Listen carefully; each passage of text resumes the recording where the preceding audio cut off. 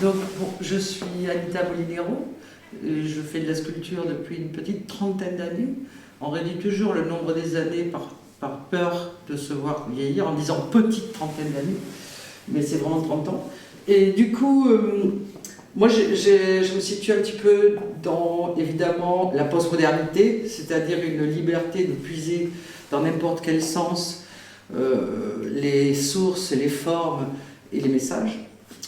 Mais c'est une postmodernité que j'ai un peu vite trahie, en fait, en essayant précisément de revenir au monolithe. Et le monolithe est plutôt moderne que postmoderne. Voilà. Sauf que la caractère hétéroclite de mon travail, on le retrouve dans la qualité de la matérialité. C'est-à-dire ici, par exemple, et c'est un matériau que j'aime beaucoup, c'est du polystyrène.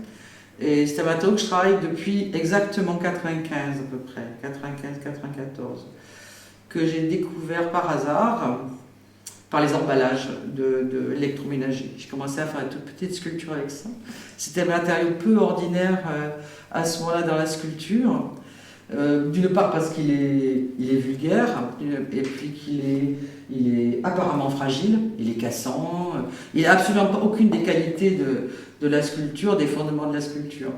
Et c'est aussi pour ça que j'ai travaillé.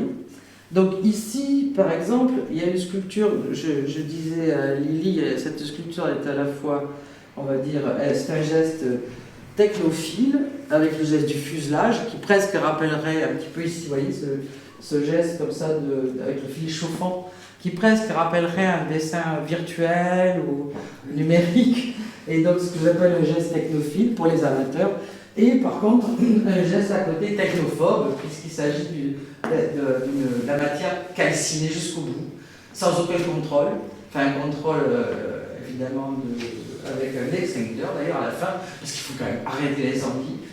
Et donc j'ai voulu réunir ces deux oppositions. Ce ne sont même pas des oppositions, hein, c'est bien plus fort que d'une simple opposition.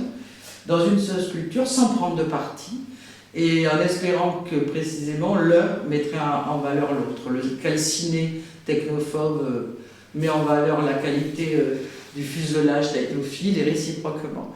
Alors dans cette sculpture, je l'ai appelée tarmac parce que le tarmac c'est un matériau un peu répugnant dans sa description, un peu répulsif, et donc je voulais m'en servir, et aussi parce que la surface du dessus, du socle, comme ça, pouvait rappeler une piste d'envol, et le reste du coup pouvait être évoqué, un morceau de piste d'envol, une extraction du sol un petit peu. Donc c'est pour ça que j'ai appelé tarmac. Et cette petite chose là-dessus est un peu un accident, parce que quand je fais des expositions, il y a des gestes au dernier moment, de la dernière minute en fait. Les 5 dernières minutes, ça compte beaucoup pour moi. Jusqu'au dernier moment, je vais hésiter sur les détails. Une fois que je sais que la forme essentielle, celle sur laquelle repose la sculpture, est là, après, je deviens plus légère. Autrement, je ne suis pas légère, je suis même un peu chiante, jusqu'à ce que je sorte le truc. Mais après, je deviens légère, je m'amuse un peu quand je suis rassurée. Et là, je l'ai posé comme ça, de telle sorte qu'on peut imaginer que c'est un prolongement de la sculpture tarmac, qui est celle-ci.